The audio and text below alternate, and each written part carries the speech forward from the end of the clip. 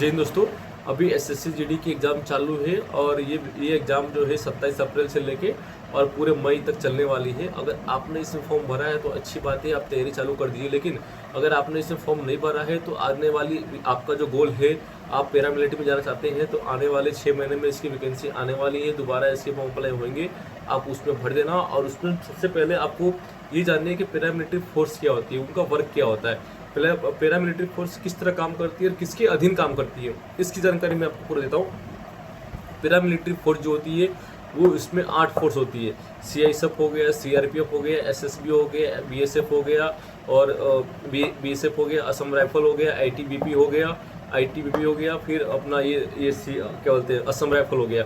Total इसमें आठ force होती है, 8 फोर्स होती है। और इस 8 फोर्स में आपको आपके नंबर के आधार पे आपको फोर्स मिलती है। आपको चॉइस भी करना पड़ता है। मान लीजिए आपकी फर्स्ट चॉइस सीआईएसएफ है, फिर एसएसएफ है, फिर बीएसएफ है, तो आपके चॉइस आपका जो नंबर है उसके आधार पे आपको पोस्ट दिया जाता है। ठीक है, ये हो गया आपका क्लियर। उसमें सबसे पहले आप इसके एसएससी के में एसएससी जीडी में आप जीडी जनरल ड्यूटी यानी एज ए कांस्टेबल के पोस्ट पे इसमें भर्ती होते हैं। इनका जो काम होता है, जितनी 8 फोर्स होती है उनका सारा ऑल इंडिया लेवल का, जो ऑल इंडिया में इसका सुरक्षा देने का कामकाज होता है।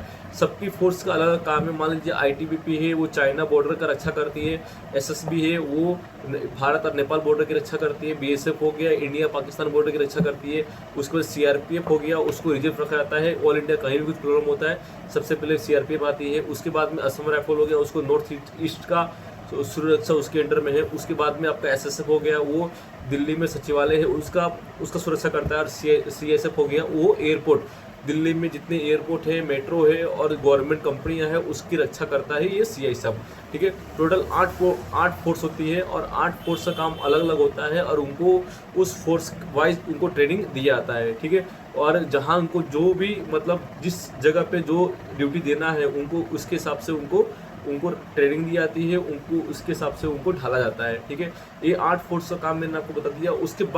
उसके बाद जो इनमें ये जो है ये जो है वो गृह मंत्रालय के अधीन में आता है। ये मिनिस्ट्री ऑफ डिफेंस में नहीं आता है। इनका जो है गृह मंत्रालय के अंदर आता है। ये पैरामिलिट्री फोर्स होती है और इसके अंदर काफ़ी अच्छी फोर्स होती है और इसमें सब कुछ अच्छा होता है। आप देश सेवा करना चाहते हैं तो इस फोर्स में ज्वाइन हो सकते हैं। ये फोर्स में आपको इसमें काम करने का मौका और सब कुछ मतलब एक देश सेवा का मौका मिलता है काफ़ी। और फोर्स सारी अच्छी होती है। अगर आपके मन में देश सेवा करना है तो फोर्स सब अच्छी होती है ना। तो आप लोग तैयारी कर दीजिए। अभी तक जिसने फॉर्म नहीं भरा है वो कोई बात नहीं, लेकिन आने वाले 6 महीने बाद फिर से इसके एसएससी जीडी के फॉर्म स्टार्ट होने वाले हैं। आप लोग तैयारी अभी से चालू कर दीजिए। जय हिंद।